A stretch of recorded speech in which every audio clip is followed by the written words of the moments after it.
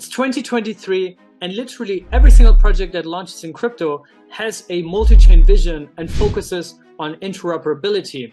But do you know which are the two projects that have been focusing on this way before everyone else did, all the way back in 2016? Those two projects are Polkadot and Cosmos.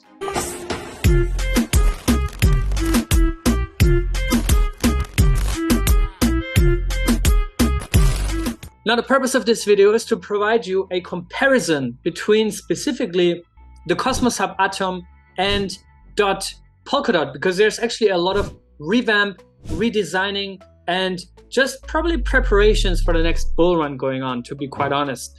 Now, that said, before we get deeper into the tokenomics revamp and economic incentive models, let's provide a brief history of Polkadot and Cosmos.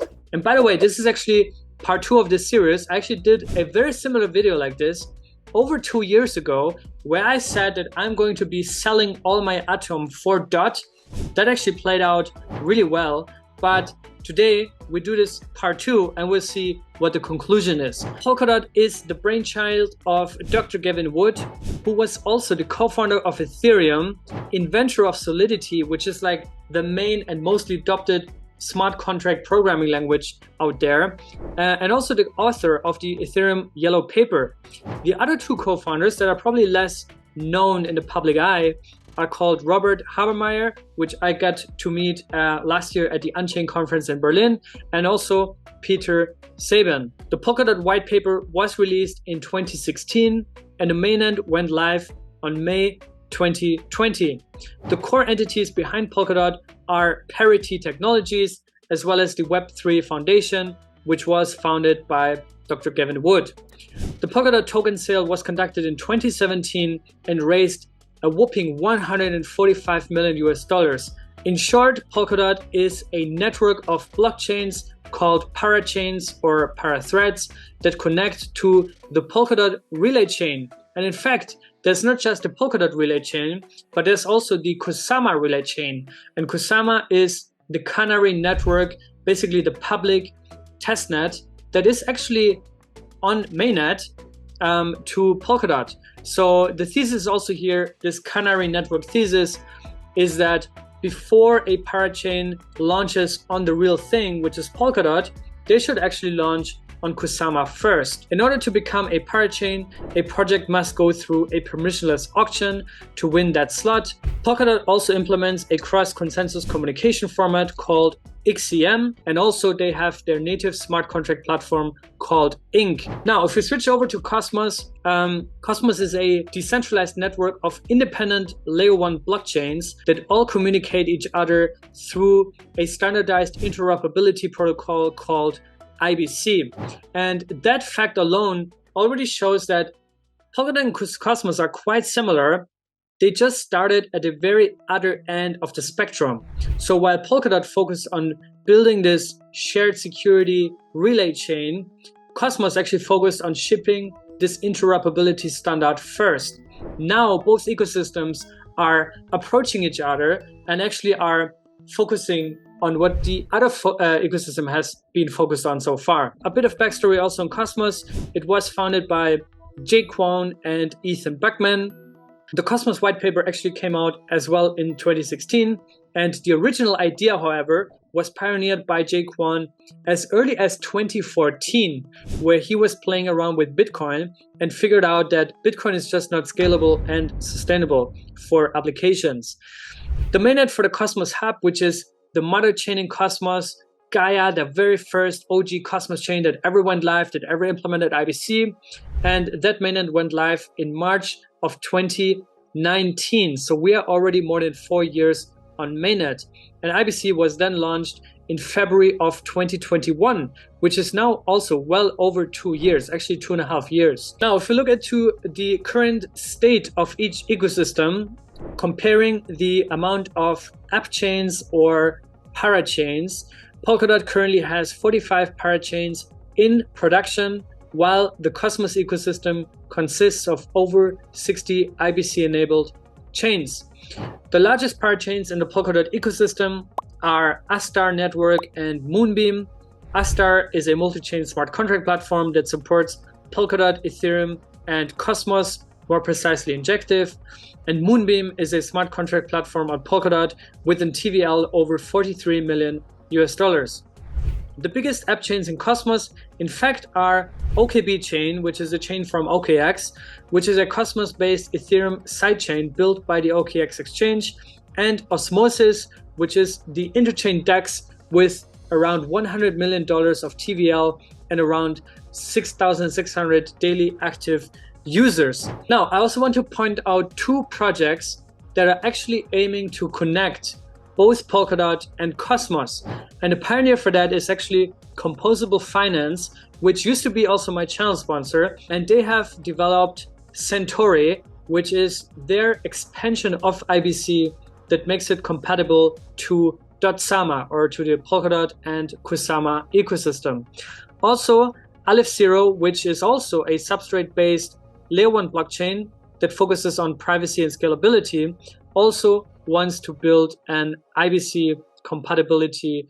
Now, if we look into developer and user activity, we can see that Polkadot is ranked second in terms of monthly active developers in the entire crypto space with 645 full-time developers, and Cosmos is the only ecosystem that did not lose developers over the past year. So Cosmos is third, Polkadot second, first obviously Ethereum. In terms of daily active users, token terminal data shows us that the Cosmos Hub has around 14,300 daily active users, while Polkadot has 3.5k, and the average daily Polkadot XCM messages are only 572, according to Misari.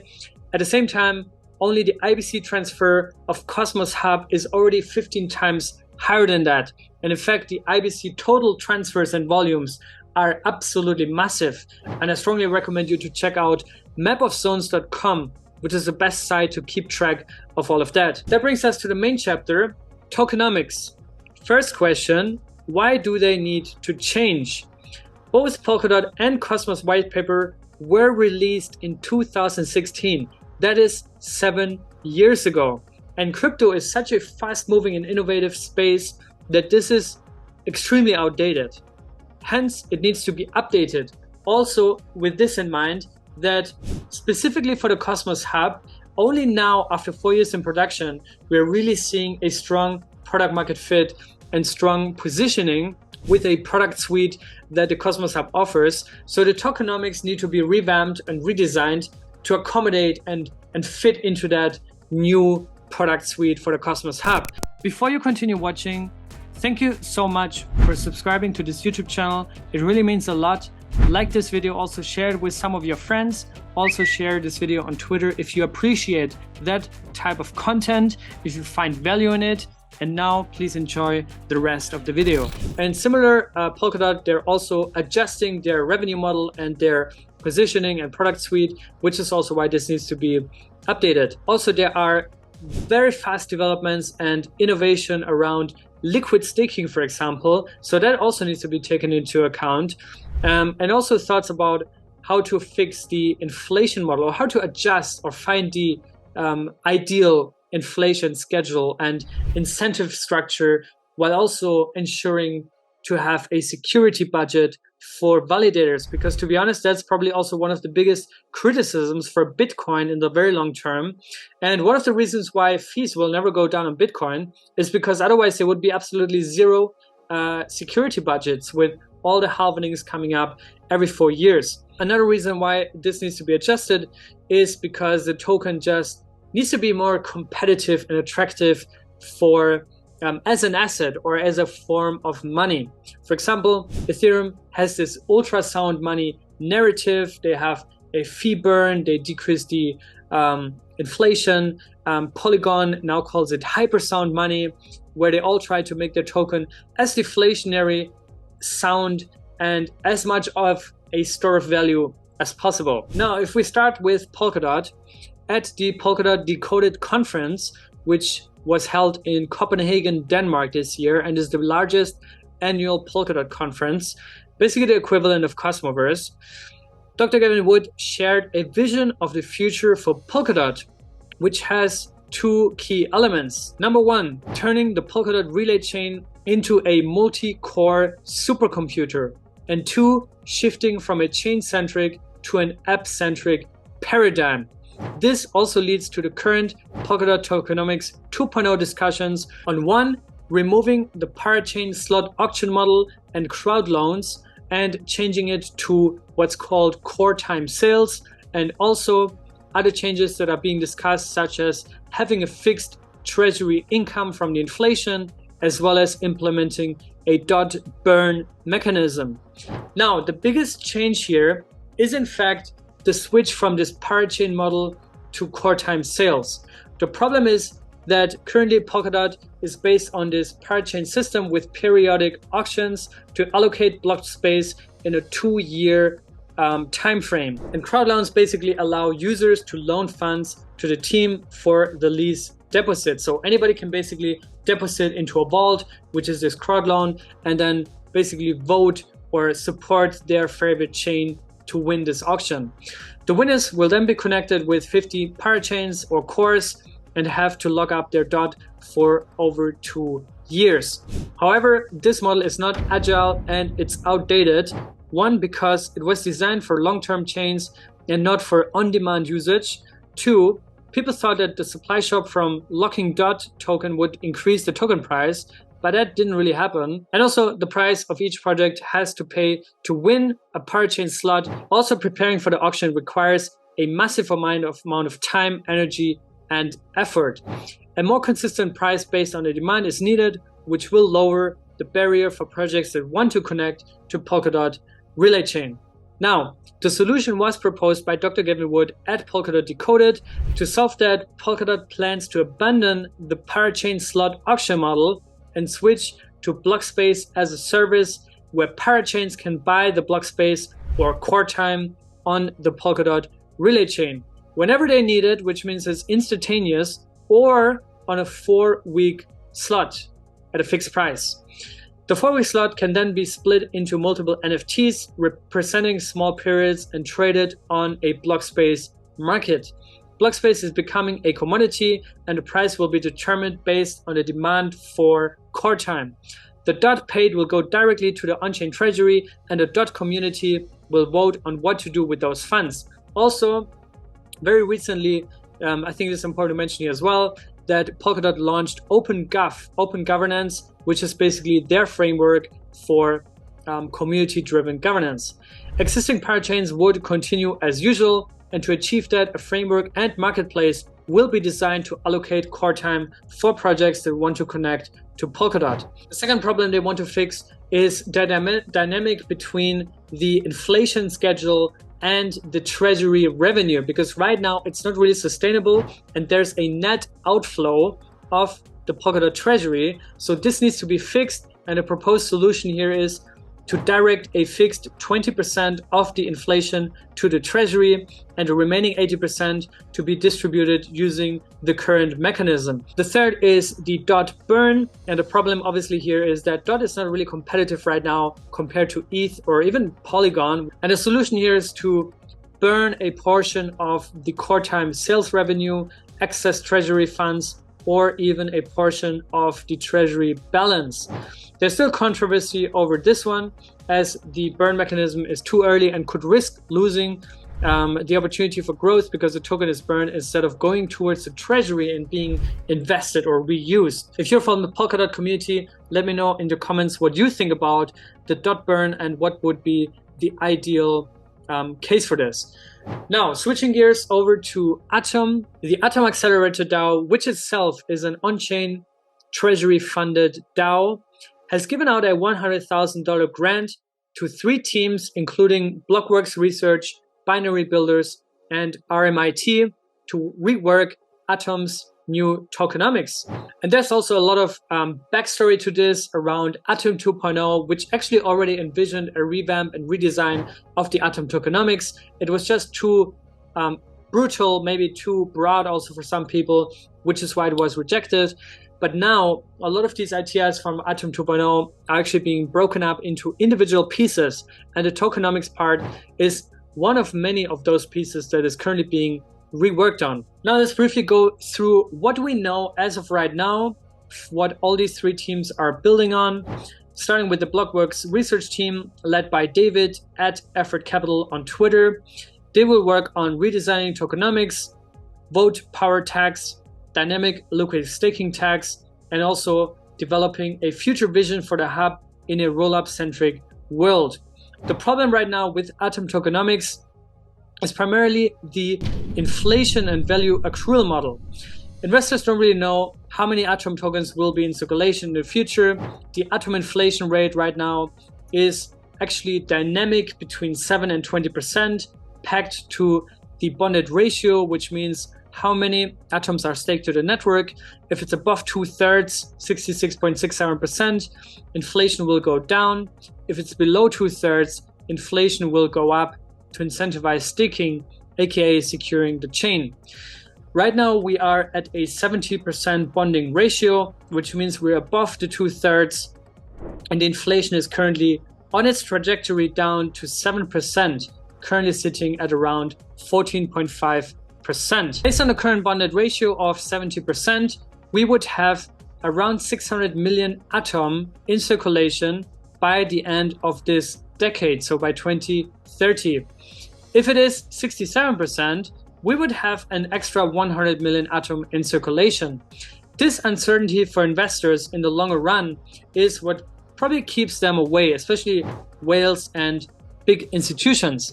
The solution that Blockworks Research is currently working on is to redesign the tokenomics with a more certain supply curve for Atom and also inflation model, budget allocations, and replicated security economics. The second part is the vote power tax. The problem here is that voting power is currently centralized around the top 7 to 10 validators. The solution would be to impose a vote power tax that would tax delegators that delegate to validators that are higher in the active set. This would also encourage more decentralization while also creating a revenue stream for Atom. A third one is imposing a dynamic liquid staking token tax. The problem here is that uncontrolled liquid staking growth is not good for proof-of-stake networks. However, liquid staking growth will be directly correlated to economic activity. Therefore, instead of putting a hard cap on the percentage of liquid staking, we should have a dynamic liquid staking tax, which will increase as more people use liquid staking. The revenue can then be used to grow the hub protocol-owned liquidity or to burn, which would cause a more deflationary effect. The second team, Binary Builders, is led by Noam. They're absolute OGs also in Cosmos. They focus on three things. Number one, the Stability Reserve Fund. Number two, Atom Treasury Alignment. And number three, a developer revenue incentive program. Now, the first one, creating a Stability Reserve Fund, is actually a very smart idea to increase the purchasing power of the Cosmos Hub, especially during bear markets. The problem here is that there's a big variation between validator earnings in the bull market versus in the bear market. So those sitting at the lower end of the validator set are currently getting wrecked.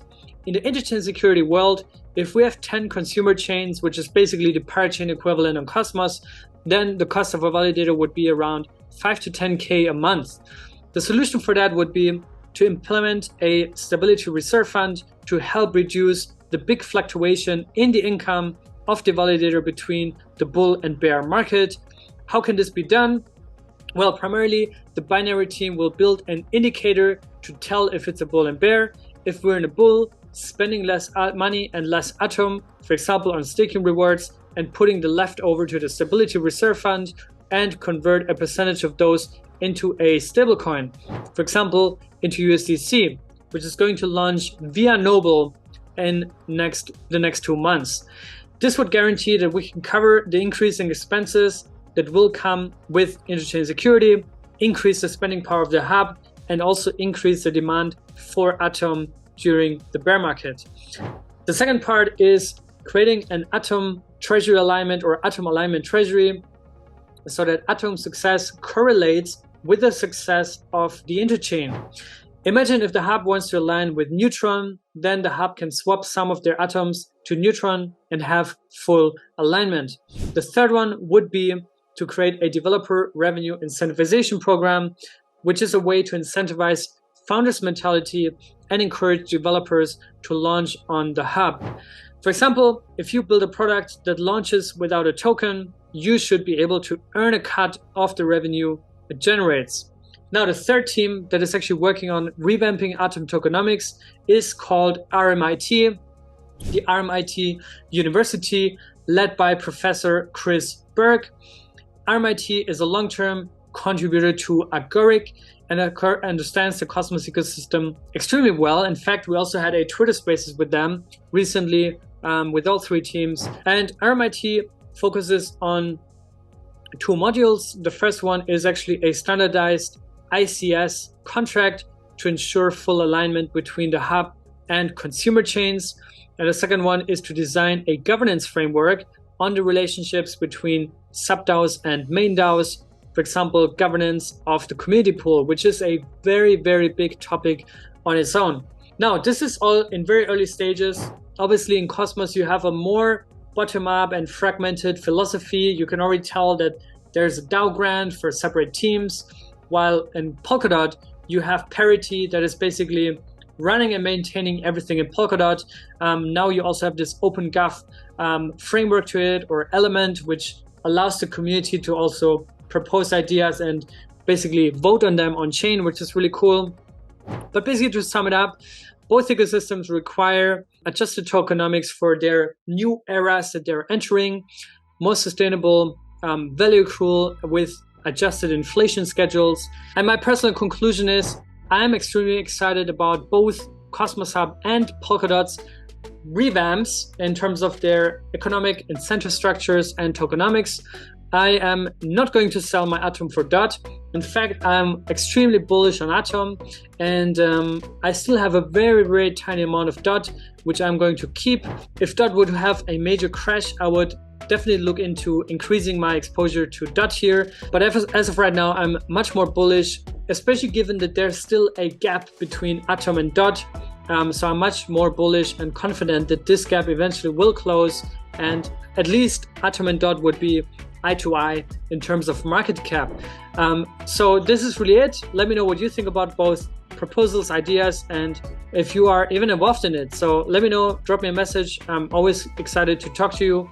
See you guys in the next one. Stay safe and be good.